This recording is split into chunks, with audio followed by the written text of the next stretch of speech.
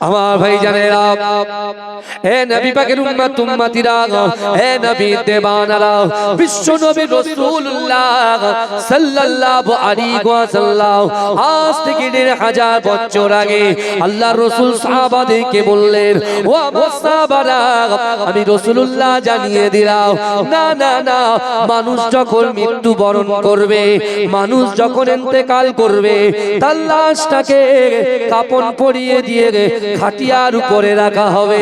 কিন্তু না না না, যখন তার কবরস্থ দেওয়ার জন্য মানুষগুলো ওই খাটিয়াটা কাঁধে করে কবর পর্যন্ত নিয়ে যাবে, ওই লাশের পিছন পিছন কবর পর্যন্ত ৩টে জিনিস যাবে।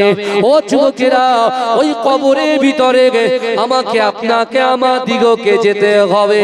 কিন্তু না না না, বিশ্ব নবী রাসূলুল্লাহ সাল্লাল্লাহু আলাইহি ওয়াসাল্লাম সাহাবাদেরকে বলতে লেগেছে, ও আমার সাহাবারা শোনো, ওই কবরটা লাশ পর্যন্ত, লাশটা কবর পর্যন্ত যখন যাবে, ওই লাশের পিছন পিছন ৩টে জিনিস যাবে। কটা জিনিস?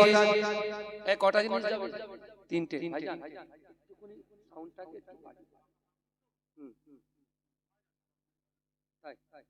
যাতে আমার কষ্ট না হয়, একটুকুনি বাড়িয়ে দাঁড়িয়ে টোনটা একটু হালকা করে বাড়িয়ে।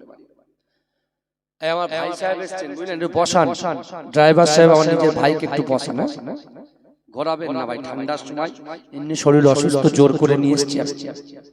ওরে তাকবীর দেন, নারে তাকবীর, আরে জোরে দেন না, নারে তাকবীর। আমি আপনি আমরা ইন্তেকাল করব, রাসূল সাহাবাদেরকে বলছেন যে লাশটা কবর পর্যন্ত যাবে, সেই কবর পর্যন্ত সেই লাশের পিছন পিছন কটা জিনিস যাবে? ৩টে জিনিস যাবে। আমাদের বাপ ইন্তেকাল করেছে, তার কবরে 3টে জিনিস, তার পিছু পিছু গিয়েছে। আল্লাহ রাসূলের সাহাবারা জিজ্ঞাসা করে, ইয়া রাসূলুল্লাহ, হাবিবাল্লাহ, আপনি বলেন বলেন ওই 3টে জিনিস কি কি? ও যুবকেরা, ও নবী পাকের উম্মত উম্মতিরা, দুনিয়ার জমিনে আমি আপনি আমরা আমাদের সন্তানের জন্য কত চিন্তা ভাবনা করি। না না না, আপনার সন্তানের জন্য ব্যবসা বাণিজ্য করে আপনার সন্তানের পড়ালেখার যে টেনশন আপনার মাথার উপরে থাকে, আপনি সন্তানের দোয়াই দিয়ে নামাজ ছেড়ে দেন, রোজা ছেড়ে দেন, যাকাত ছেড়ে দেন। ও যুবকেরা, শরিয়াত থেকে দূরে সরে যান। আল্লাহ রাসূল বললেন, ও আমার সাহাবারা, না না না, আমি রাসূলুল্লাহ জানিয়ে দিলাম, আমি রাসূলুল্লাহ বলে দিলাম, তোমার লাশটা যখন কবর পর্যন্ত যাবে, তোমার লাশের পিছন পিছন তোমার ওই সন্তান, তোমার ওই পরিবার, তোমার ওই আত্মীয় পরিজন ওই কবর পর্যন্ত যাবে। ও যুবকেরা, দ্বিতীয় জিনিস, আল্লাহ পাক যে রিজিক দিচ্ছে, আল্লাহ যে রুজি দিচ্ছে, আল্লাহ যে অর্থ দিচ্ছে, এই অর্থগুলো আমরা যারা একাট্টা করেছি, গচ্ছিত করেছি, ব্যাংক ব্যালেন্স করেছি, না না না, আলমারির ভিতরে সাজিয়ে রেখেছি। ও যুবকেরা, জমি জায়গা খরিদ করেছি। আল্লাহর রাসূল বললেন, আমার সাহাবারা, দ্বিতীয় নম্বর, এই সম্পত্তিগুলো, অর্থের ভান্ডারগুলো তোমার লাশের পিছন পিছন কবর পর্যন্ত চলে যাবে। ও যুবকেরা, ও নবী পাকের উম্মত উম্মতিরা, বিশ্ব নবী রাসূলুল্লাহ সাল্লাল্লাহু আলাইহি ওয়াসাল্লাম বললেন, ও বাবা সাহাবারা, মিনহা খলাকনাকুম ওয়া ফিহা নুঈদুকুম ওয়া মিনহা নুখরিজুকুম তারাতান উখরা, বলে 3 মুঠো মাটি যখন তোমার বুকে চাপা দেওয়া হবে, না না না, এ যুবকেরা, তোমার কবরটা হয়ে যাবে অন্ধকার ঘর, তোমার কবরটা হয়ে যাবে সাপ বিচ্ছুর ঘর, তোমার কবরটা হয়ে যাবে পোকামাকড়ের ঘর। না না না, তোমার যে সন্তানের জন্য তুমি নামাজ পড়তে পারলে না, শরিয়াতটা ঠিকঠাক ভাবে পালন করতে পারলে না, ওই অন্ধকার কবরে তোমার সন্তান তোমাকে একা রেখে নিজের বাড়িতে চলে আসবে। না না না, দ্বিতীয় নম্বর, যে সম্পত্তির জন্য সারাদিন দোকান খুলে রেখেছ, কানে আজান যায়, আজানের ধ্বনি আসে, কিন্তু নামাজটাকে তোমরা আদায় করো না, রোজা রাখো না, পিতামাতাকে মুহাব্বত করো না। না না না, ওই সম্পত্তির আশায় তুমি যে সম্পত্তিগুলো একাত্তা করেছিলে, ব্যাংক ব্যালেন্স করেছিলে, ওই অন্ধকার কবরে, সাপ বিচ্ছুর কবরে তোমার সম্পত্তি তোমাকে একা রেখে বাড়ি চলে আসবে, তোমার সন্তানের পিছন পিছন বাড়ি চলে আসবে। কিন্তু এই যুবকেরা, আজকে জলসার জমিনে আমি আপনি আমরা যারা এই জান্নাতের বাগানে বসে ওয়ায়ুসাব্বিহুনাকা ওয়ায়ুহাম্মিদুনাকা ওয়ায়ুকাব্বিরুনাকা, যারা সুবহানাল্লাহ বলছে, যারা আলহামদুলিল্লাহ বলছে, যারা আল্লাহু আকবার বলে তাকবীর দিচ্ছে, এই যুবকেরা যারা নামাজ আদায় করে, রোজা করে, যাকাত দেয়, দান খায়রাত করে, এই সকল কর্মগুলোকে আল্লাহ পাক আমলে পরিণত করে দেয়। ওই কবরের ভিতরে তুমি সন্তানকে ডাকবে, সন্তান তোমার ডাকে সাড়া দেবে না, অর্থ সম্পত্তি তোমার ডাকে সাড়া দেবে না। না না না, তোমার কবরটা হয়ে যাবে অন্ধকার ঘর, তোমার কবরটা হয়ে যাবে সাপ বিচ্ছুর ঘর। এ যুবকেরা, আজকে জান্নাতের বাগানে বসার জন্য আল্লাহ পাক যে আমলটাকে দেবে, এই আমলটাকে আপনার ওই অন্ধকার কবরে আল্লাহ পাক যখন পাঠিয়ে দেবে, আপনার অন্ধকার কবরটা এই আমলের ওসিলায় ওই কবরটা আলোয় আলোকিত হয়ে যাবে। এজন্য বলুন না, চিৎকার দিয়ে বলেন না সুবহানাল্লাহ, নারে তাকবীর। ভালো করে বোঝেন, গোড়ার কথা বলছি, আগার কথা এখন শুরু করি। কারণ বাড়ি যখন হয় আগে ভিত দিতে হয়, ঠিক না? ভিত না দিলে কি হয় বলেন তো? পড়ে যায়। এই দেখতে পাচ্ছেন না যা বাজে বাজে কমেন্ট করছে কোরআন নিয়ে, হ্যাঁ, ওরা কিচ্ছু জানে না, কিচ্ছু জানে না, বুঝতে পেরেছেন? কিন্তু ভাইজান, মুসলমান কিন্তু কাউকে ভয় পায় না এক আল্লাহ ছাড়া। কথা ঠিক না ভুল? কারণ ওই কোরআনে, ওই কোরআন পাকের ভিতরে আল্লাহ স্পষ্ট ভাষায় জানিয়ে দিয়েছেন, বান্দা, ইয়া আইয়ুহাল্লাযীনা আমানুত্তাকুল্লাহ ওয়া কুনু মা'আস সাদিকিন। আল্লাহর কোরআন বলছে, হে আমার বিশ্বাসী ঈমানদার বান্দারা, ওয়াত্তাকুল্লাহ, আমি আল্লাহ আমাকে ভয় করো, ওয়া কুনু মা'আস সাদিকিন, সত্যবাদীদের সঙ্গে থাকো। জোরে বলুন, জোরে বলবেন না? তাহলে ভাইজান, আপনি চিন্তা করেন, আমার আপনার কবরে কটা জিনিস গেল? তিনটের মধ্যে দুটো চলে আসলো ফেলে, ছেলেও ফেলে চলে আসলো, আত্মীয় পরিজনও ফেলে চলে আসলো, যাদেরকে আমরা আপ্যায়ন করছি ঘরে। দেখেন, আত্মীয়তা বজায় রাখা রাসূলুল্লাহর সুন্নাত, আমি মানছি 100% সুন্নাত। মানুষকে মেহমানদারি করা এটাও সুন্নাত। কিন্তু আজকে দিনে এই জলসাতে আপনারা দীর্ঘ 1 বছর 365 দিনে 1 বছর 364 দিন পরে একটু 2 ঘন্টা রাসূলুল্লাহর মহব্বতে আল্লাহর ভয় অন্তরে নিয়ে নিয়ত করে যদি এসে বসে যান, আল্লাহ এই বসার জন্য আল্লাহ আপনার তাকদীর পরিবর্তন করে দিতে পারে। কি বাবাজি ঠিক বলছি তো? অনেকেই মনে করে জলসায় গিয়ে কি লাভ হবে, কিচ্ছু তো পাবো না। কারণ এখন কিছু ইউটিউব মুফতি উঠেছে, ওরা আবার ফতোয়া দিচ্ছে এসব জলসা করা নাকি বেদাত। এরা বলছে কবর জিয়ারত বেদাত। আমার বাপ ইন্তেকাল করেছে, আমার মা ইন্তেকাল করেছে, আমি সেই নিজের বাপ মায়ের কবরের পাশে গিয়ে একটু জিয়ারত করব, বলছে সেটাও নাকি বেদাত। আজকে কিছু কথা হয়ে যাক, তাহলে আপনি চিন্তা করে বিশ্ব নবী রাসূলুল্লাহ এই কবরের কথা বলতে যে আল্লাহর রাসূল সাহাবাদের মাঝখানে একটা সূরা, আল্লাহর রাসূল একটা আয়াত তেলাওয়াত করলেন, বিসমিল্লাহির রহমানির রহিম, ফালা তাকুল্লাহুমা উফফি ওয়া লা তানহারহুমা ওয়া কুল্লাহুমা কওলান কারীমা। আল্লাহ বলছে, ও বান্দা, তোমাদের আচার আচরণে, তোমাদের ব্যবহারে তোমাদের পিতামাতা যেন উফ শব্দ না করে। জোরে বলুন। তাহলে বাপের সাথে মায়ের সাথে আমাদের যে ব্যবহারটা থাকবে কেমন হওয়া উচিত? কেমন সম্পর্ক থাকা উচিত সেটা আল্লাহ এই কোরআনের আয়াতে আমাদের শিক্ষা দিলেন। তারপরে পিতামাতা হচ্ছে সন্তানের উৎস। পিতামাতা কার উৎস কথা বলেন? সন্তানের উৎস। আল্লাহ রাসূল যখন এই আয়াতটা সাহাবাদের মাঝখানে শোনালেন, একজন যুবক সাহাবা হঠাৎ করে চিৎকার দিয়ে কাঁদতে শুরু করলেন। ভালো করে বুঝবেন কথা, এত জোরে চিৎ মেরেছে। আল্লাহ রাসূল জিজ্ঞাসা করছে, বাবা যুবক, তুমি হঠাৎ করে কেঁদে উঠলে, কি হলো, কি ব্যাপার? বলছি, ইয়া রাসূলুল্লাহ, ইয়া হাবিবাল্লাহ, হুজুর, আমার কাছে সম্পদ ছিল, ইজ্জত ছিল, সব কিছু ছিল, কিন্তু বাড়িতে বাপ মাকে ঠিকঠাক সময় দিতে পারেনি। ব্যবসায় ব্যস্ত, দোকানে ব্যস্ত, বাণিজ্যে ব্যস্ত, ঠিকঠাক ভাবে মা বাপকে খিদমত করতে পারেনি। কিন্তু ইয়া রাসূলুল্লাহ, আমার বাপ মা ইন্তেকাল করেছে, ইন্তেকাল করেছে, তাদেরকে আমরা কবরস্থ করে দিয়েছি। কিন্তু ইয়া রাসূলুল্লাহ, আমি যখন বাড়িতে যাই, আগে বাপ মায়ের ঘর, তারপরে আমার ঘর, আগে বাপ মায়ের রূম, তারপরে আমার রূম। কারণ আমি যখন ক্রস করতাম, জানালা দিয়ে বাপ মাকে একটু দেখতাম, কিন্তু ইয়া রাসূলুল্লাহ তখন কিছু মনে হতো না। কিন্তু এখন বাপ মা কবরে আছে, আমি সারাদিন খাটাখাটনি করে যখন এই ঘরের দিকে রওনা দিই, বাপ মায়ের রুমটাকে যখন ক্রস করি, জানালা দিয়ে তাকাই, ওই জায়গাটা খালি দেখতে পাই, মনটা বড় ছটফট করে, মনটা বড় কষ্ট হয় যে মা না খেয়ে আমি মনার জন্য আমার মা তাকিয়ে থাকে, আমার বাপ ওয়েট করে, কিন্তু সেই মা বাপকে যখন পাই না ঘরের মধ্যে, আমি ঠিকঠাক ভাবে ঘুমাতে পারি না, ঘুমাতে পারি।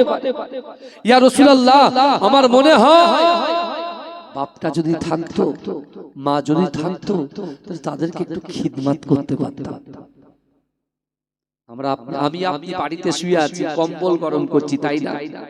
একদিন কিন্তু আপনার সন্তানেরাও ঠিক এভাবে জলসা হবে। কিন্তু আপনি যেমন শুয়ে আছেন, আপনার সন্তানগুলোও কিন্তু শুয়ে থাকবে। কি বলছি বুঝতে পারছেন? একটা যুবক তার বাপের গলায় রশি বেঁধে টেনে নিয়ে যাচ্ছে, একটা বট গাছের মাথা পর্যন্ত এসে ছেলেকে বলছে, বাপ, বলে কচি দাঁড়া, থাম, আমি আমার বাপকে এই পর্যন্ত গলায় দড়ি দিয়ে এই পর্যন্ত এনেছিলাম। ভালো করে বোঝেন কথা না, আল্লাহ সহজে কাউকে ধরে না, আর ধরলে পরে, এই জোরে বলেন, ধরলে পরে ছাড়ে না, এটা মাথায় রাখবে। আপনি মনে করছেন জবি হোগা বাদ মে দেখা যায়গা, যা হবে পরে দেখা যাবে, পিকচার আবি বাকি হে। কিন্তু ভাইজান যখন আজরাইল চলে আসবে, বাপ বলার টাইম দেবে না, মা বলার টাইম দেবে না। হে যুবক, বিশ্বাস করো, আজকে আমরা মুসলমান যখন শরিয়ত থেকে দূরে সরে যাই, আর কাফের বেঈমান গুলো কুত্তার মতো ঘেউ ঘেউ করতে থাকে, কিন্তু আজকে যদি আমার যুবকরা মাথায় টুপি দিয়ে, মুখে দাড়ি দিয়ে রাস্তায় যদি ওপেন ঘুরতো, এই সকল কুকুরগুলো তাদের মুখ দিয়ে ইসলাম বিরোধী, কোরআন বিরোধী, রাসূলুল্লাহর প্রতি কুরুচিকর মন্তব্য কখনো তাদের থেকে বার হতো না। কারণ এখন বর্তমান সময়ে কে মুসলমান আর কে গায়ের কম, আমরা লেবাস থেকে বুঝতে পারি না। কথা ঠিক না ভুল? কথা বলে কথা বলে। আজকে দেখুন না, আপনি যান আরব কান্ট্রিতে, যান, ছেলেরা সব বড় বড় জুব্বা পরে, বড় বড় পুলিশ অফিসার, বুঝলেন, যারা আপনার এয়ারপোর্টে ডিউটি করছে, তারা কিন্তু জুব্বা পরেই ঘোরে। ভালো করে, কিন্তু আমার আজকে অবস্থা দেখুন, এরা মুখে বলে আল্লাহকে ভয় করি, কিন্তু মুখে অন্তরে বলে আল্লাহকে ভয় করি, অথচ অন্তরে ভয় নয়, এরা মুখে ভয় করে। তাই তো আল্লাহ পাক এক একটা জালিম বাদশাকে পাঠাচ্ছে আমার আপনাকে সাইজ করার জন্য। এখনো ফিরে আসে, এখনো ফিরে আসে, ওই কবরে ঢুকতে হবে। এখন আপনি কম্বল খুঁজছেন, কিন্তু ওই কবরে মাত্র একটু বেড়া, আপনার 3-4টে বাঁশ দিয়ে তোমার বুকের উপরে মাটি চাপা দেওয়া হবে। তখন ওই কবরে তোমাকে একা থাকতে হবে। আর ওই কবরে শান্তি পেতে গেলে, ওই কবরে বাঁচতে গেলে দুটো জিনিস নিয়ে কবরে ঢুকতে হবে। একটা হচ্ছে ঈমান, আর দ্বিতীয় হচ্ছে আমল। জোরে বলুন না সুবহানাল্লাহ। কিন্তু যুবকেরা, আল্লাহ পাক সবথেকে বড় নিয়ামতের জিনিস যেটা আমাদেরকে দিয়েছেন, সেটা হলো ঈমান। জোরে বলুন না সুবহানাল্লাহ। কবরে দুটো জিনিস যাবে তো, ঈমান যাবে, আমল যাবে। ঈমান যাবে, আমল যাবে। কিন্তু এ যুবক, তার ভিতরে একটা আল্লাহ অলরেডি আমাদেরকে কি দিয়েছেন? কথা বলে, গিফট করে দিয়েছেন। জোরে বলবেন। মায়ের পেট থেকে পড়েই আজান শুনেছি, একামতের ধ্বনি শুনেছি। বাপ আস্তে আস্তে যখন বড় হয়েছে, হাত ধরে মসজিদে জুম্মার নামাজে গিয়েছি, নামাজ পড়েছি, ঈমানের স্বাদ পেয়ে গেছি। কিন্তু ঈমানটাকে যে মাজা ঘষা করতে হবে, ঈমানটাকে তো মাজা ঘষা করতে হবে। আপনি হাড়িতে রোজ তো ভাত খান, 3 বেলা, ব্রেকফাস্ট, লাঞ্চ, ডিনার, 3 দিন 3 বেলা খাওয়া হয়। তাহলে 3 বেলা খাওয়াই যখন আপনার ওয়াইফ বা মা রান্না বান্না করে, সেটাকে মাজা ঘষা করে তারপর তাকের উপরে তুলে রাখে তো, কথা বলে, এই কথা বলে। আর যদি এইভাবে কন্টিনিউ চলে 30 বছর, ও হাঁড়িতে আর কিছু পাওয়া যাবে? এই কথা বলে। তাহলে আল্লাহ আমাদেরকে ঈমান দিয়েছে।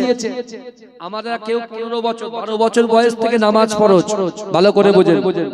যদি নামাজ না পড়ে, মারতে মারতে অভিভাবকদের আল্লাহর রাসূল ডাইরেক্ট বলছেন যে 7 বছর বয়স থেকে নিজের সন্তানের হাত ধরে মসজিদে নিয়ে যাবে, 12 বছর বয়স নামাজ তার উপরে ফরজ, নামাজ না পড়ে পিটিয়ে পিটিয়ে নামাজ পড়াবে।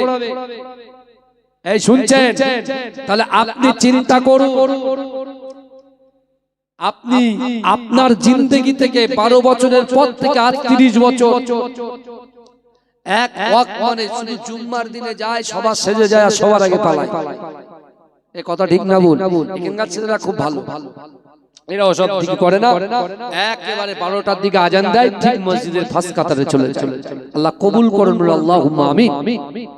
কিন্তু আমার বাবাজিরা একটু ভালো করে লক্ষ্য করে দেখুন, আল্লাহ আপনার ঈমান গিফট করলো, আল্লাহ আপনার ঈমানের ঘরে পাঠালো, ঈমান দিল, কিন্তু সেই ঈমানটাকে আমরা মাজা ঘষা করতে পারছি না। কারণ ইবলিস আমাদেরকে আকৃষ্ট করে ফেলেছে, ইবলিস আমাদেরকে গ্রাস করে ফেলেছে। কেমন ভাবে? ইবলিস শয়তান না, মানুষকে মাঝখানে আপনাকে এত সুন্দর করে প্যাকিং করে, আপনি সাঁতার জানেন না, এই শুনছেন, সাঁতার জানেন না, কিন্তু আপনাকে এত সুন্দর করে প্যাকিং করে পুকুরে নামিয়ে দেবে, এত সুন্দর করে বলতে বলতে বলতে বলতে একদম মিডিলে নিয়ে যাবে। আর মিডিলে নিয়ে আপনি মনে করছেন যে আমার বন্ধু আছে তো, আমার বন্ধু আছে তো, আমি যাই না, আমার বন্ধু আছে তো, মাঝখানে গিয়ে আপনার হাতটা ছেড়ে দিয়ে আউট হয়ে যাবে, অদৃশ্য হয়ে যাবে, আপনি ডুবে কিন্তু মাঝখান থেকে আর কিনারায় আসতে পারবেন না। এটা হচ্ছে ইবলিসের কাজ।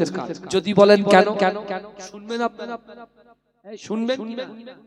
আমার ভাগে যে কটা ব্যক্তি এখানে বসে আছেন, শেষ পর্যন্ত থাকবেন না উঠে চলে যাবেন? কথা বলেন, থাকবেন তো ইনশাআল্লাহ? বলেন ইনশাআল্লাহ, বলেন। দরুদ শরীফ পড়েন, আল্লাহুম্মা। আমাকে এসেই তো তুলে দিল,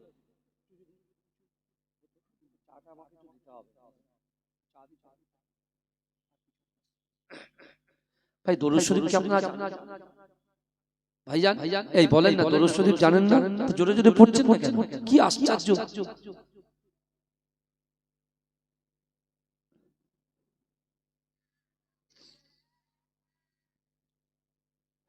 ইয়া নবী মুহাম্মদ, ইয়া রাসূল মুহাম্মদ, তুমি মোর সাফায়াত, তুমি মোর সাফায়াত, তুমি মোর সাফায়াত, তুমি মোর সাফায়াত। পেলে দিদার একটিবার তোমাকে খোদার কসম, কলিজা খুন দিয়ে তখন ধোয়াব তোমার কদম। ওয়াইস কুরুনি দেখেনি ভাঙে ইশকে সকল দাগাত, তুমি মোর সাফায়াত, তুমি মোর সাফায়াত।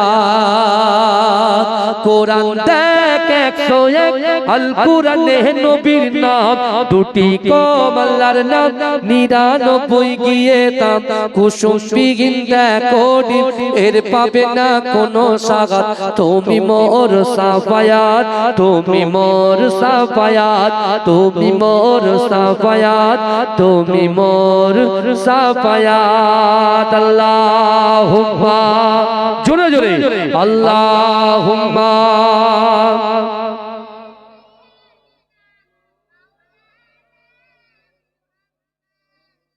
ওয়া আলা আলি।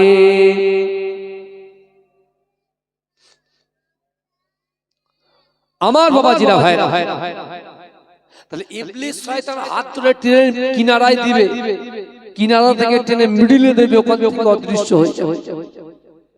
আমার ভাই জানেরা, হে নবী পাকের উম্মত উম্মতিরা, হে নবী দেওয়ানরা, বিশ্ব নবী রাসূলুল্লাহ সাল্লাল্লাহু আলাইহি ওয়াসাল্লামের মুহাব্বতে সাহাবা হযরতে বিলাল রাদিয়াল্লাহু তাআলা আনহু না না না কাবা শরীফটা তওয়াফ করছেন।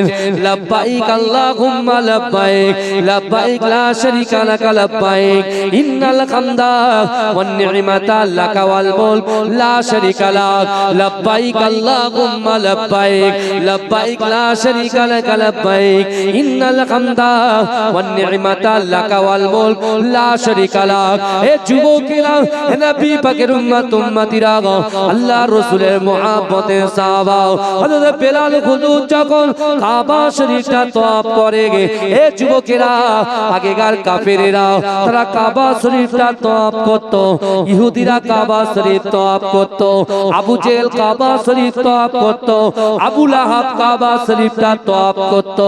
না না না, যেদিন বিলাল হুজুর কাবা শরীফ তওয়াফ করে, আবু জেহেলও কাবা শরীফ তওয়াফ করতে যে বিলাল হুজুরের সামনাসামনি যেই না পড়ে যায়, আবু জেহেল বিলালকে বলছে, এ বিলাল দাঁড়িয়ে যা। বিলাল হুজুর দাঁড়িয়ে গেল, আবু জেহেল বিলালকে বলতে লাগলেন, এ বিলাল শোনো শোনো, কোন গোলামদের জন্য কাবা শরীফে নয়, কোন দাসদের জন্য কাবা শরীফে নয়, কোন গরিবদের জন্য কাবা শরীফে নয়, না না না, কাবা শরীফটা হলো সম্ভ্রান্ত পরিবারের জন্য, নেতার জন্য, অর্থ ধনী যাদের আছে, পয়সা আছে, অর্থ আছে, সম্পদ আছে, তাদের জন্য কাবা শরীফ। না না না, এ বিলাল তুমি শোনো, তুমি উমাইয়ার দাস, তুমি উমাইয়ার গোলাম।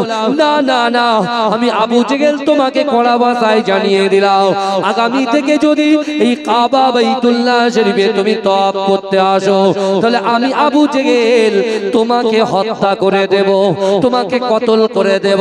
হে যুবকেরা, বিশ্ব নবী রাসূলুল্লাহর মুহাব্বতে সাহাবা হযরত বিলাল হুজুর যখন আল্লাহর রাসূলের মুহাব্বতে সাহাবা বিলাল হুজুরকে যখন এই কথা বললেন, হে যুবকেরা, আমার দয়ার নবী রাসূলুল্লাহ আবু কুবাইস পাহাড়ের নিচে আল্লাহর রাসূল যখন কোরআন পড়ছিলেন, এই কথাটা আমার রাসূলুল্লাহর কর্ণ গড়ে যায়। আমার রাসূলুল্লাহ এই কথা শুনে হাত উত্তোলন করে আল্লাহর কাছে বলছে, আল্লাহ পাক আমি রাসূলুল্লাহকে সবর দেন, আমার সাহাবা বিলালকেও আপনি সবর দেন। জোরে বলুন, জোরে হবে না ভাই? এখন আল্লাহর রাসূল কেন সবরের দোয়া করলেন? কেন শুরু ইসলামে মুসলমানদের, আমরা জানলাম কোটি কোটি উম্মত, আল্লাহর রাসূলের উম্মত সীমিত ছিল, সীমিত কয়েকজন। ওই জন্য রাসূলুল্লাহ আল্লাহকে বলছেন, আল্লাহ আমাদেরকে সবর দেন। বিলাল হুজুরের এই কষ্টে আল্লাহর রাসূল এত ব্যথা পেলেন। আবু জেহেল যে বিলালকে প্রকাশ্যে হুমকি দিয়ে বলতেন তোমাকে কতল করব, আল্লাহর রাসূল খুব ব্যথা পেলেন, কারণ বিলাল খুব কষ্ট করে, মেহনত করে, মার খেয়েও, অপমানিত হয়ে, ক্ষুধার্ত থেকেও সে রাসূলুল্লাহর হাতকে ছাড়েনি, তার জীবনের থেকে রাসূলকে মোহাব্বত করেছে। জোরে বলুন, জোরে বলবেন না? বিলালকে কত মার মারা হয়েছে, বিলাল বেহুশ হয়ে গেছে, তাও তার মালিক উমাইয়া কি করেছে, বেহুশ অবস্থায় তাকে দড়ি দিয়ে এই ঘোড়ার পায়ে রশি বেঁধে দিয়েছে, আর ঘোড়া টেনে নিয়ে যাচ্ছে, আর বিলাল হুজুর শুধু বাড়ি খাচ্ছে, কোথায়? পাথরে বাড়ি খাচ্ছে। আর যখন হুঁশ ফিরছে তখন বলছে আহাদ আহাদ আহাদ, আল্লাহ এক, আল্লাহ এক, আল্লাহ এক। জোরে বলুন না সুবহানাল্লাহ, জোরে বলবেন না, চিৎকার দিয়ে হবে না সুবহানাল্লাহ। আল্লাহর রাসূল সাল্লাল্লাহু আলাইহি ওয়াসাল্লাম সাহাবাদেরকে বলেছেন, হে আমার সাহাবারা তোমরা শোনো, আমি রাসূলুল্লাহ তোমাদেরকে জানিয়ে দিলাম, আমি রাসূল জবান দিয়ে যে কথা বলি আসমানের উপরে ওই কথাটাকে আল্লাহ কবুল করে নেয়। জোরে বলুন। কে বলছেন? বিশ্বনবী মুস্তাফা বলছেন। আল্লাহ রাসূল বলছে, হে আমার সাহাবারা তোমরা আল্লাহকে ভয় করো। রসুলকে মোহাব্বত করো। আর তোমাদের যদি কিছু চাওয়ার থাকে, আশা থাকে, আকাঙ্ক্ষা থাকে, উদ্দেশ্য থাকে, নামাজের পার্টিতে আল্লাহর সঙ্গে শেয়ার করো। আল্লাহকে তোমার মনের কথা, অন্তরের কথা, ইচ্ছার কথা, আকাঙ্ক্ষার কথা আল্লাহর সঙ্গে প্রকাশ করো। জোরে বলো। তোমরা যদি সত্যিকারে আল্লাহকে ভয় করো, রসুলকে মোহাব্বত করো, নামাজের পাটিটাকে আঁকড়ে ধরো, তোমার দ্বারায়, আমার দ্বারায়, আমাদের দ্বারায় যেটা অসম্ভব, এই অসম্ভবকে আল্লাহ সম্ভব করে দেবে। জোরে বলো। রসুল যখন এই কথা বলেছিলেন, এই কথা চলে গেছেন মদিনায়। মদিনায় যাওয়ার পরে আল্লাহর রসুলের একজন মোহাব্বতের সাহাবা, দিন আনে দিন খায়, নুন আনতে পান্তা ফুরায়, যার নাম হযরতে উবাদা রাদিয়াল্লাহু তাআলা আনহু, তিনি আল্লাহর নামাজের পাটিতে বসে আল্লাহকে বলছে, আল্লাহ আমি যেন রাসূলুল্লাহ সাক্ষাৎ করতে পারি। আল্লাহ আমার তো অর্থ নাই, সম্পদ নাই, ইজ্জত নাই। আল্লাহ এই মদিনায় আমি দেখেছি যারা আপনাকে আল্লাহ বলে স্বীকার করেনি, নবীকে নবী বলে স্বীকার করেনি, আল্লাহ যারা নামাজ পড়ে না, রোজা রাখে না, আল্লাহ তাদেরকে দৈনন্দিন আপনি উট, দুম্বা, তাদের অর্থ সম্পত্তি দিন দিন বাড়িয়ে দিচ্ছেন। তা আমি তো দিন আনি দিন খাই, নুন আনতে পান্তা ফুরাই। আল্লাহ আমি কি কিছু পাবো না? আপনি কি কিছু আতা করবেন না? আমাকে দেবেন না? ভাইজান বুঝছেন? আমার ভাই জানেরা, হে নবী পাকের উম্মত উম্মতিরা, হে নবী দেবানারা, হযরত উবাদা রাদিয়াল্লাহু তাআলা আনহু আল্লাহর কাছে দোয়া চাইলেন, বিশ্ব নবীকে আমি দেখতে যাই। ও যুবকেরা, হে নবী পাকের উম্মত উম্মতিরা, বিলাল হুজুরকে কষ্ট দেবার পরে আল্লাহর রাসূল যখন সবরে দোয়া করলেন, ও যুবকেরা, আমার আল্লাহ পাক জিবরাইলকে বললেন, ও জিবরাইল চলে যাও, চলে যাও, আমার হাবিবুল্লাহকে বলো, আমার হাবিবুল্লাহ যেন মক্কা ছেড়ে মদিনায় চলে যায়। ও যুবকেরা, আমার দয়ার নবী, সোনার নবী মক্কা ছেড়ে মদিনায় চলে গিয়েছিলেন, কিন্তু না না না, আমি আপনার পীরের আওলাদ জানিয়ে দিলাম, বিশ্ব নবী রাসূলুল্লাহ সাল্লাল্লাহু আলাইহি ওয়াসাল্লাম মক্কা জমিন থেকে যখন মদিনায় যাবে, আমার রাসূল একবার বলেছিল আমি মদিনায় যাব না। আমার আল্লাহ পাক বলেন, আমার হাবিব, আমার দোস্ত, না না না, আপনি রাজি হয়ে যান, রাজি হয়ে যান। মক্কা থেকে মদিনায় যাওয়াটা পুরোপুরি যাওয়া হবে না, মক্কা থেকে মদিনায় যাওয়াটা আপনার জন্য টেম্পোরারি যাওয়া হবে। কিন্তু আমার হাবিবুল্লাহ, না না না না না, মক্কাতে আপনি 13টা বছর দিন প্রচার করেছেন, ওই 13টা বছর দিন প্রচার করতে যে মক্কার কাফেরেরা একটা দিনের জন্য আপনাকে ভালো করে ঘুমাতে দেয়নি।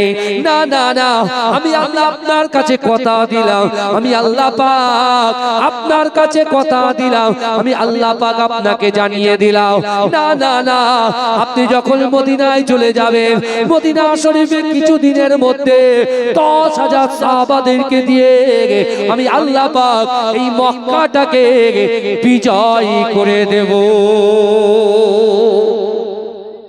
জোরে বলে, জোরে বলা যাবে না সুবহানাল্লাহ? নারে তাকবীর। এই আল্লাহ বলছেন, আপনি ঘাবড়াচ্ছেন কেন? আপনি যান মক্কায়। 13 বছর আপনাকে 13 বছরে একদিন এক নাইট আপনাকে ঘুমাতে দেয়, আপনি মদিনায় চলে যান। মদিনা কিছুদিনের মধ্যে আমি কি করব? আপনাকে পুরো মক্কাটা হাতে তুলে দেবো। জোরে বলুন না, তখন আপনি মালিক হয়ে যাবেন। জোরে বলুন। রাসূলুল্লাহ গেছেন, ভালো করে বুঝবেন। এখন কথা হলো, আল্লাহর রাসূল যখন মদিনার মসজিদে নববীতে দিন প্রচার করছেন, দিন প্রচার করছেন, দিন প্রচার করছেন, বাবাজি এই যারা ইসলাম অর্থাৎ মুসলমানদের দিকে আঙ্গুল তুলে কথা বলছেন, ভাই যখন কেউ আঙ্গুল তুলে কথা বলে 3টা আঙ্গুল কার দিকে থাকে বলেন তো? কথা বলে তার দিকে থাকে। আপনি যখন কোন আয়াত নিয়ে কথা বলবেন, আগের আয়াত আলোচনা করতে হবে, তাতে কি আছে? যেখানে প্রশ্ন আছে সেখানেই কিন্তু উত্তর আছে, যে আয়াতে প্রশ্ন আছে তার পরের আয়াতে আপনি উত্তর পেয়ে যাবেন। সেখানে যদি না পান, আরো 2-3টা আয়াত আপনি এগিয়ে যাবেন, আপনি অ্যানসার পেয়ে যাবেন। কারণ পবিত্র কোরআন এমনই একটা কোরআন, এমনই একটা বিধান আল্লাহ দিয়েছেন, মানুষকে জাহান্নামের রাস্তা থেকে জান্নাতের রাস্তা দেখিয়ে দিয়েছেন। জোরে বলেন। জাহান্নামের রাস্তা থেকে তুলে নিয়ে জান্নাতের রাস্তা দেখিয়েছে। জোরে বলবেন না? অনেকে কোরআন ভুল ধরতে ধরতে অনেকে কোরআনে ভুল ধরতে ভুল ধরার জন্য কোরআন গবেষণা করতে করতে একদিন সে কালমায়ে লা ইলাহা ইল্লাল্লাহ মুহাম্মাদুর রাসূলুল্লাহ বলে কলেমা পড়ে মুসলমান হয়ে গেছে। জোরে বলবেন, এই জোরে বলবেন না? আমার ভাইরা ভালো করে রিডিং করতে পারে না, সে আবার কোরআনের বিরুদ্ধে কথা বলে। ছি ছি, শরম লাগে। আরে ইসলাম আমার রাসূলুল্লাহ কখনো জোর জবরদস্তি ভাবে তরোয়ালের ভয় দেখিয়ে মানুষকে ভয় দিয়ে আমার রাসূল কখনো কোনো মানুষকে ইসলামের ভিতরে দাখিল করেননি। জোরে বলবেন না সুবহানাল্লাহ? আপনি তার নমুনা দেখেন। রাসূল যখন আবু আইয়ুব আনসারী হুজুরের বাড়িতে রাসূল যখন কদম রাখলেন মক্কা থেকে মদিনায়, ওয়াজ বুঝবেন সারাক্ষণ পুরো শেষ পর্যন্ত থাকবেন তো বুঝবেন, আর যদি মাঝখানে আছেন কিছু বুঝতে পারবেন। কিন্তু আমার বাবাজি ভালো করে বোঝে একজন যুবক বলতে কেমন মোটামুটি জ্ঞান বুদ্ধি হয়েছে এরকম একজন যুবক, তার মা ইহুদি বাপও ইহুদি, কিন্তু সেই একজন ইহুদি যুবক সে ওই আবু আইয়ুব আনসারী হুজুরের বাড়িতে আল্লাহর রাসূল যখন পদার্পণ করেছেন আল্লাহর রাসূলের দিকে তাকিয়ে আছে। রাসূল যখন আবু আইয়ুব আনসারী হুজুরের বাড়িতে থাকেন, ওই যুবকটা যেখানেই থাকুক না কেন একটা টাইমে রাসূলের জায়গায় বসে থাকবেন আর ওই পিছন থেকে রাসূলুল্লাহর দিকে তাকিয়ে থাকে। রাসূল কিছুদিন ফলো করছেন কিন্তু যুবকটাকে কিছু বলছেন। এই শুনছেন আপনারা? রাসূলুল্লাহ সাল্লাল্লাহু আলাইহি ওয়াসাল্লাম কিছুদিন লক্ষ্য করার পরে একদিন রাসূল স্থির করেছেন যুবকটাকে ডাকবেন, কিন্তু রাসূলুল্লাহ ডাকার আগে যুবকটা রাসূলুল্লাহকে ইশারা করে ডাকলেন। জোরে বলুন, এই জোরে বলবেন। আমাদের ভিতরে অহংকার, অহমিকা, রিয়া, তাকাব্বুরি, আমিত্ব, দেখানদারি প্রচুর ঢুকে গেছে, প্রচুর ঢুকে গেছে। আল্লাহর রাসূলের থেকে শিক্ষা নেন। একটা ইহুদি বালক, বাচ্চা বালক, একটা ইহুদি বালক সে রাসূলকে ইশারা করে ডেকেছে। আল্লাহর রাসূলকে একবার ডেকেছেন, রাসূলুল্লাহ নিজের স্থান পরিবর্তন করে ওই যুবকের কাছে হাজিরা দিয়েছেন। জোরে জোরে বলবেন। আর এখন একটা মাত্র সদস্যকে ডাকবেন, বলে তুই এখানে আয়, তোর যা ইচ্ছা আছে বল। আমি কিন্তু দেখেন কাউকে ঠকাতে, কাউকে আমি কষ্ট দিতে আসিনি, আমার রাসূলুল্লাহর চরিত্রটাকে বোঝাতে চাইছি। কিন্তু আমার ভাইরা রাসূলুল্লাহ যে এসেছেন, রাসূলুল্লাহ থেকে রাসূলুল্লাহ লম্বা, বেশ লম্বা, আর ওই যুবকটা তো খাটো। তা আল্লাহর রাসূলকে মুখের দিকে তাকিয়ে ইশারা করে বলছেন যে আপনার কানটা আমার ঠোঁটের কাছে লাগা। রাসূলুল্লাহ নিজের কানটাকে সেই যুবকের ঠোঁটের কাছে লাগিয়ে দিলেন। যুবকটা কি বলছে? আমি একটা কোরআনে আয়াত পড়েছি, কিন্তু যুবক কিন্তু মুসলমান নয়, ইহুদি ঘরানার ছেলে। ভালো করে বোঝেন, মা ইহুদি বাপ ইহুদি। বুঝছেন আপনারা? এখন যুবকটা বলছে শুনেন, যেদিন থেকে আপনি মক্কা থেকে মদিনায় এসেছেন ওই দিন থেকে যেদিন আমি আপনাকে দেখেছি, আমার মা ইহুদি বাপ ইহুদি, আমিও নিজে ইহুদি ভালো, কিন্তু সেদিন থেকে আমার মা বাপের থেকে আমার নিজের থেকে আমি আপনাকে বেশি ভালোবেসে ফেলেছি। জোরে বলতো। কিন্তু হ্যাঁ, ছেলেটা বলছে কিন্তু হ্যাঁ, আমি কিন্তু আমার মা বাপকে কষ্ট দিতে পারবো না। রাসূল বলে তাই নাকি? বলে জি হ্যাঁ, আমি আমার মা বাপকে কষ্ট দেব না, অর্থাৎ আমি আপনার কাছে আপনার খিদমত করব, আপনার ওযুর পানিটা আমি নিজে হাতে করে আপনার হাতে তুলে দেব। ওযু বানানোর পরে আপনি যে মুছবেন মুখগুলো, তার যে তাওয়াল বা গামছা যা কিছু আছে আমি আপনার হাতে তুলে দেব, আমি আপনাকে খিদমত করব, কিন্তু আমি কিন্তু আপনার হাতে হাত দিয়ে কলেমা পড়ব না। যদি আমি কলেমা পড়ি লা ইলাহা ইল্লাল্লাহ মুহাম্মাদুর রাসূলুল্লাহ, তাহলে আমার মা বাপ কিন্তু কষ্ট পাবে, কারণ আমার মা বাবা আছে ইহুদি। এই শুনছেন? আল্লাহর রাসূলের ক্যারেক্টার দেখেন, চরিত্র দেখেন। আমার রাসূল কিন্তু এই কথা বলেন, এই যা বেরিয়ে যা, এরকম কথা আমার রাসূল বলেন না, তুই আগে কলেমা পড়বি তারপর আমার সাথে তো সম্পর্ক হবে। রাসূল এটাও বলেন। বাবা আসিফ, কথাগুলো ভালো করে শোন, বুঝতে পারছেন না? ভালো করে শোনো। রাসূলুল্লাহর চরিত্রটা দেখো, ক্যারেক্টারটা দেখো, তার নম্রতা, তার ভদ্রতা, তার হৃদ্যতা, তার হৃদয়ের স্পন্দন। সেই যুবক রাসূলুল্লাহকে বলছেন, না, আমি যদি আপনার হাতে হাত দিয়ে কলেমা পড়ে মুসলমান হই, আমার মা বাপ কষ্ট হবে, কিন্তু আমি আমার মা বাবার থেকে আপনাকে বেশি মহব্বত করি। জোরে বলুন, জোরে বলবেন না? আল্লাহ রাসূলকে বলছেন যে আমি আপনার খাদিম হতে চাই। রাসূলুল্লাহ বলছেন, তাই নাকি? বলছে, হ্যাঁ। বলে, ঠিক আছে, যাও, আমি তোমার এই শর্তগুলো মেনে নিলাম। জোরে বলুন না সুবহানাল্লাহ। তুমি আজ থেকে আমার খাদিম হয়ে গেলে। জোরে বলুন। আমার ভাই জানেরা, হে নবী পাকের উম্মত উম্মতিরা, হে নবী দেওয়ানরা, যে বিলাল হুজুরকে মক্কাতে আবু জেহেল বলল, বেলাল, তুই যদি কাবা শরীফ তওয়াফ করিস, তোকে আমরা হত্যা করে দেব, কতল করে দেব।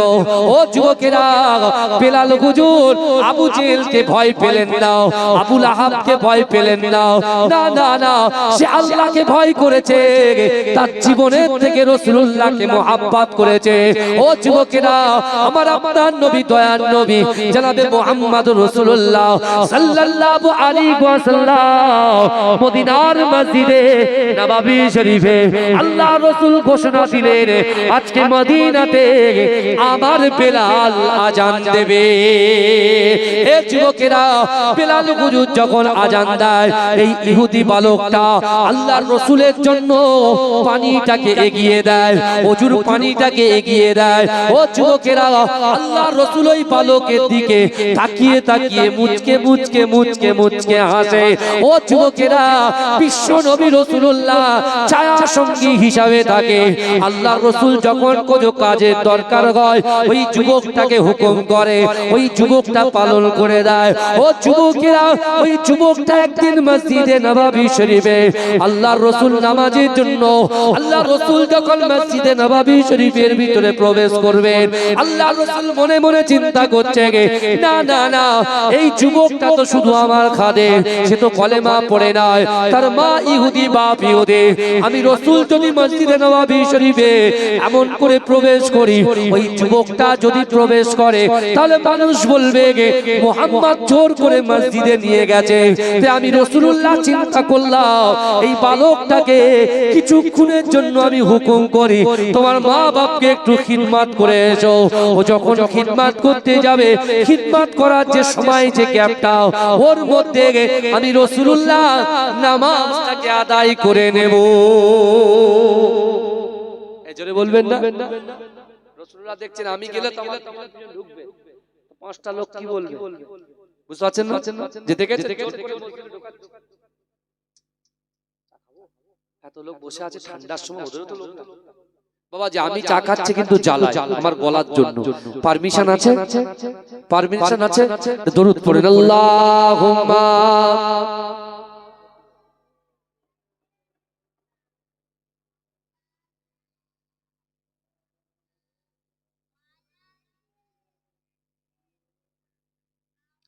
আমার বাবাজিরা কি মনে করছেন, এই পুরো ঈদগাহ ময়দান, ঈদগাহ ময়দান কিন্তু ভর্তি আছে ভাই। হাসছেন কেন? আরে কিছু আপনারা আছেন আর বাদ বাকি আল্লাহর ফেরেশতারা ভর্তি করে রেখেছেন। জোরে বলুন, জোরে বলবেন না? আল্লাহর ফেরেশতারা ভর্তি করে রেখেছে। যদি বলেন হুজুর একটা দলিল দেন, আল্লাহর রাসূল বলছেন, ইন্না লিল্লাহিল মালাইকাতা সাইয়াহিনা ফিল আরদি ওয়া ইউবাল্লিগুনি মিন উম্মতি সালাম। আল্লাহর রাসূল বলছে, আমার সাহাবারা, দুনিয়ার জমিনে আল্লাহর কিছু ফেরেশতারা যাদেরকে সাইয়াহিন বলা হয়, ওই ফেরেশতারা এই জান্নাতের বাগানে বিচরণ করে। ওয়া ইউবাল্লিগুনি মিন উম্মতি সালাওয়া। রাসূলুল্লাহর উম্মতরা যখন দোয়া দরুদ পড়ে, ওই দোয়া দরুদ সালামটাকে ক্যাচ করে নিয়ে রাসূলুল্লাহর দরবার পর্যন্ত পৌঁছে দেয়। জোরে বলে, জোরে বলছেন না? আমার সোনার ভাইরা ভালো করে বলে, আল্লাহর রাসূল ওই যুবককে বলছে, বাবা যুবক যাও, আমি এখন মসজিদে নামাজ পড়ব, আমার সাহাবাদেরকে দিয়ে একটু কোরআন হাদিসের কথা আলোচনা করব, তুমি বরঞ্চ তোমার পিতামাতাকে একটু খিদমত করো, যাও। ওই যুবকটা তখন বলছে, না, আমার বাড়িতে যেতে ভালো লাগে না, মা বাপকে খিদমত করতে ভালো লাগে না, আমি আপনার খিদমত করব। জোরে বলে, জোরে বলেন না ভাই। আল্লাহ রাসূল বলছে তোমাকে দাঁড়িয়ে থাকতে হবে। যুবকটার চোখটা ছলছল করছে পানি ছলছল বলছে আপনি চলে যাবেন তো কি হয়েছে, আপনার জুতো মোবারক তো মসজিদে নববীর বাইরে আছে, আপনি যখন নামাজে দাঁড়াবেন আমি আপনার জুতো মোবারক আমার বুকে নিয়ে আমি হাত করে দেখব, এই জুতো মোবারককে খিদমত করব। জোরে বলুন, এই জোরে বলবেন না। আল্লাহ রাসূল খুশি হয়ে ওই যুবকটা জুতো নিয়ে রাসূলুল্লাহ জুতো মোবারক নিয়ে দাঁড়িয়ে আছে।